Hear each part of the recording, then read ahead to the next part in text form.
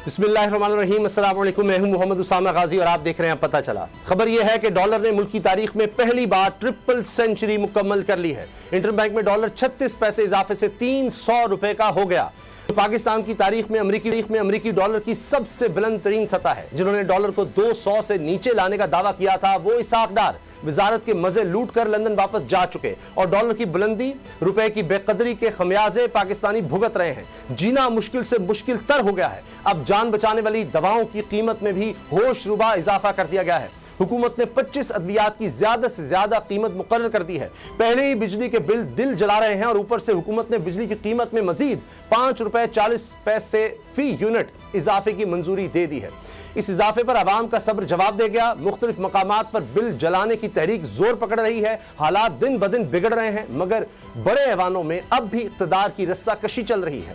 इंतखाबात एक ख्वाब बनकर रह गए हैं। पीडीएम के दौर में तहरीक इंसाफ इंतखाबात का मुतालबा करती रही मगर पीडीएम तेज तरीन कानून साजी करके इसके आगे बंद बांधती रही।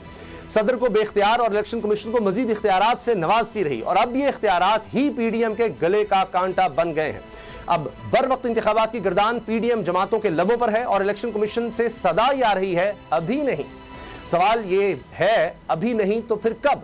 सदर ने खत लिखा तो चीफ इलेक्शन कमिश्नर ने इन्हें भी कोरा जवाब दे दिया कि इलेक्शन एक्ट में तरमीम के बाद अब यह फैसला हम करेंगे कि इंतखाबात कब होंगे। क्या इलेक्शन कमीशन का मौकिफ दुरुस्त है, कानून क्या कहता है और आइन में क्या लिखा है।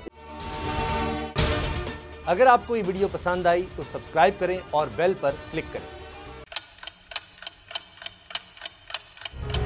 आप लोग इस मुल्क पाकिस्तान में आजाद हैं। सहाफती उसूलों पर कारबंद बोल न्यूज ने रखी रिवायत बरकरार। बोल न्यूज की जानिब से देखने वालों को यौम आजादी की बेहद मुबारकबाद। मुल्क भर से जश्न आजादी की तकरीबात बोल ने दिखाई अपनी स्क्रीन पर। पाकिस्तान के 76वें यौम आजादी का जश्न बोल ने सुनाई पाकिस्तान जिंदाबाद के नारों की गूंज।